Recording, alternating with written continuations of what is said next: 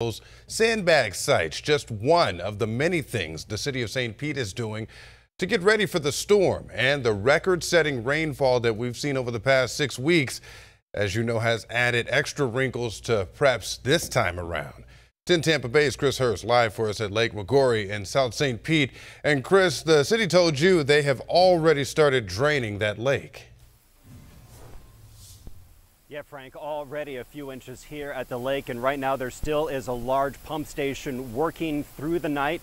Now, we have to remember that for much of South St. Pete, stormwater drains here into the lake before going out to Salt Creek and then eventually into the bay. And with an already saturated ground, it will not take much for there to be flooding, and the city is getting ready. I think it's fabulous. Last one. Come on, Jacoby, you're gonna be on TV. The lines of cars have come again. I can't do it on my own. 10 sandbags each in St. Pete without ever leaving your car. Thanks to the crews manning this bagging machine, new this year. Frank,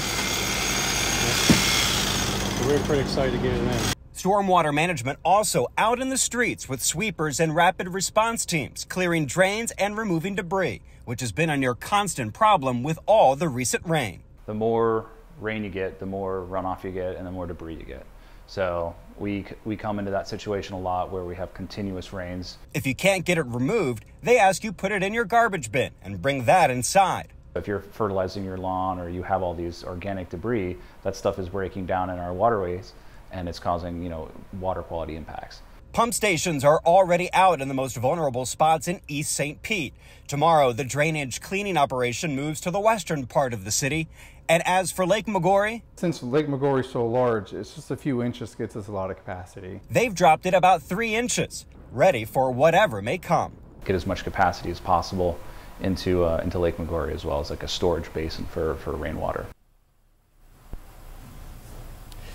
Now, last year, the city got tens of millions of dollars for the state to improve the flow out here of Lake McGorry. It's all part of the city's stormwater master plan. It's the folks who live downstream in the Salt Creek rivershed that hope that all of this work now to move the water out will help them from flooding later this week. Live in St. Petersburg, Chris Hurst, 10 Tampa Bay.